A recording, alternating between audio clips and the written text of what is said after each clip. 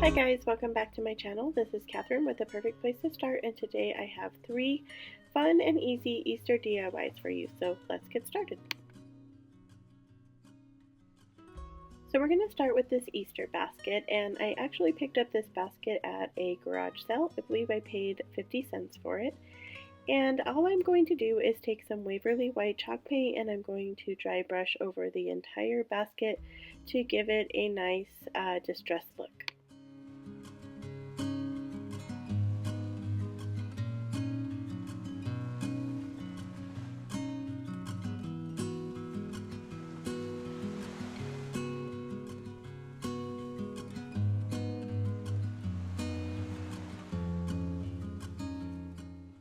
Next, I'm going to take these carrots that I got at the Dollar Tree and I'm just going to take out 2 of them. And I'm going to take my basket, and on the side of it where the handle meets the basket, I'm going to use some hot glue and I'm going to glue 2 carrots to each side of where the handle is.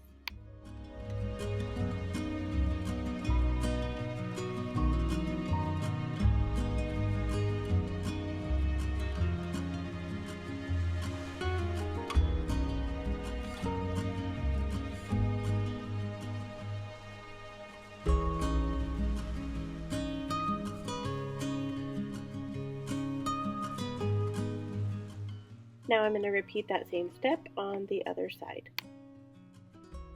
Now that I have the carrots glued on, I am ready to do the inside of the basket, and so to take up some more of the space in the basket, I'm just going to take some grocery sacks that I have saved and I'm just going to put 2 of the grocery sacks into the bottom of this basket. Then I'm going to be ready to put my Spanish moss on top of those plastic bags.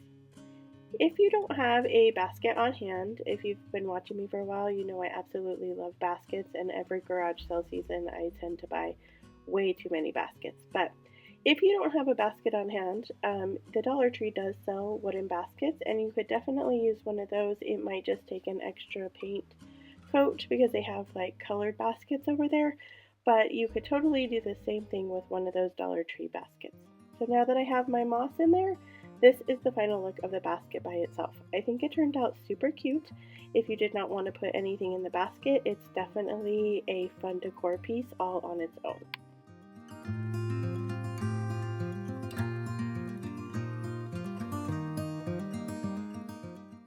If you're new to my channel, I'm Catherine with The Perfect Place to Start. I love to do budget-friendly DIYs, trash to treasure, and seasonal decor, so if that is something that you're interested in, I would love it if you went down and hit that subscribe button.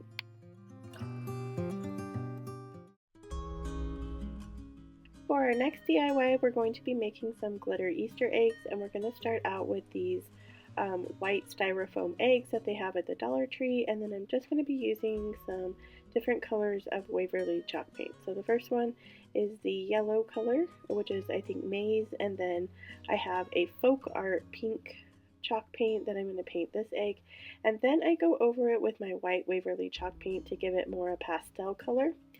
Then I'm going to take some Mod Podge, which I also got from the Dollar Tree, and I'm just going to put the Mod Podge down on my piece of paper here. I'm going to take the egg and I'm going to roll the egg in the glue.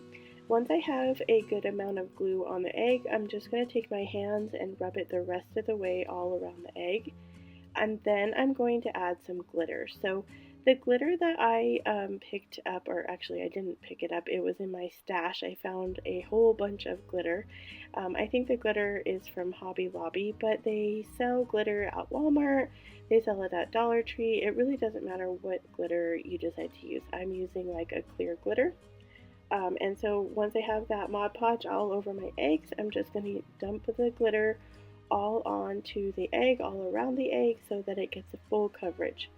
Once I am done putting the glitter on all the eggs, I then go ahead and dump my glitter back into the bottle. So make sure that you are adding your glitter onto like underneath a piece of paper, so you can just fold the paper up and put the excess back into your glitter jar. So once I am finished with the yellow and pink eggs, I decide that I need one more egg, and so I'm going to take this agave color from Waverly chalk paint, can do those same steps over this egg, and then my project is complete. Here is the final look of the eggs. I love the pastel color. My favorite egg is definitely the agave egg. It's much more soft color once you add the white on top of it, but they look super cute in the Easter basket that we made in the previous project. If you are on Instagram, I would love it if you came over and followed me. I'm under A Perfect Place to Start 78. I love to post my DIYs. I do reels over there, and I also post more of my everyday life in my stories. So I would love it if you came and followed me over there.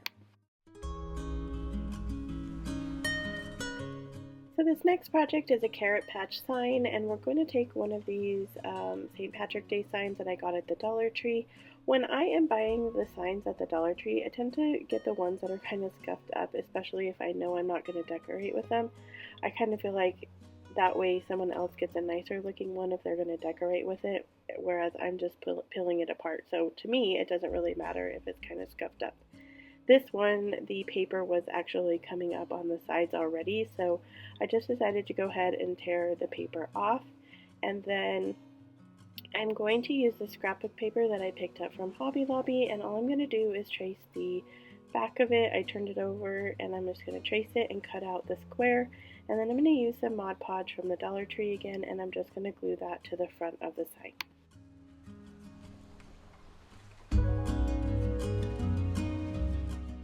Before I glue down the scrapbook paper, I decided to use my white Waverly chalk paint and go ahead and paint the sides of the sign so none of the green part is showing. And then I had a little bit of excess paint kind of around the top, so I just kind of folded that into the top of it. And then I went ahead and glued down the scrapbook paper. Next, I'm going to take a piece of sandpaper and I'm just going to sand around the edges to get off any of that excess paper that might be kind of hanging out over the edge of the sign.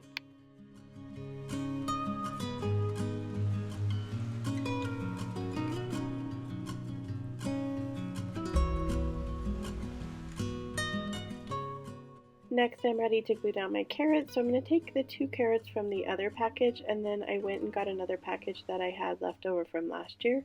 And when I went to get it out of the garage, I realized that this package only had 4 carrots in it, and the package I bought this year had 6 carrots in it. So I don't know if they decided to add more carrots or if they have different size packages. I guess I didn't pay attention to that, but I definitely think 6 is better for your money than 4, but either way, they are super cute carrots. So all I'm going to do is line them up on my sign kind of in a row. I'm going for a carrot patch.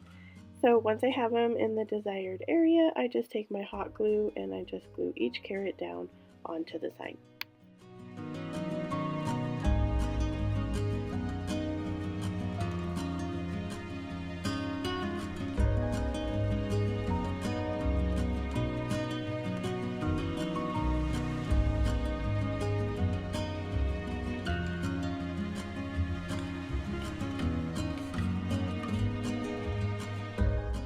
Once I have them all glued onto the sign, I'm going to take some reindeer moss that I picked up at the Dollar Tree, and I'm just going to start adding it to the sign. So I start with the very bottom of the sign and I add a generous amount of hot glue there, and then I just stick on the reindeer moss to that little section.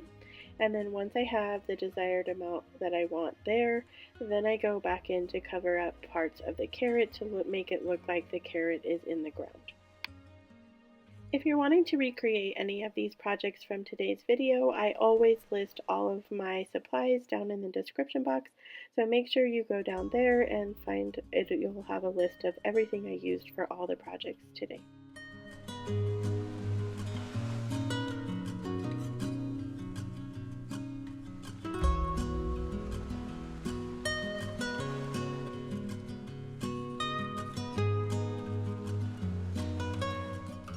So you can put as much or as little of the reindeer moss on here as you want. You can cover up more of the carrot if you want. I was just wanting it to definitely look like the carrots were in the ground. You know, if you've ever grown carrots, you know that you don't see any of the orange part when they are in the ground. So, I mean, you definitely can cover up more of the carrots if you so desire.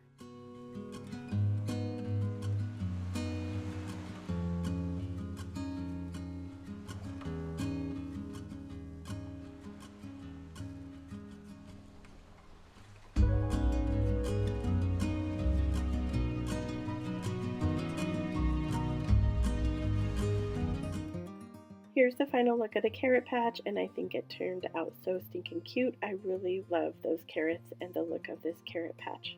So here's the final look of all of our projects from today.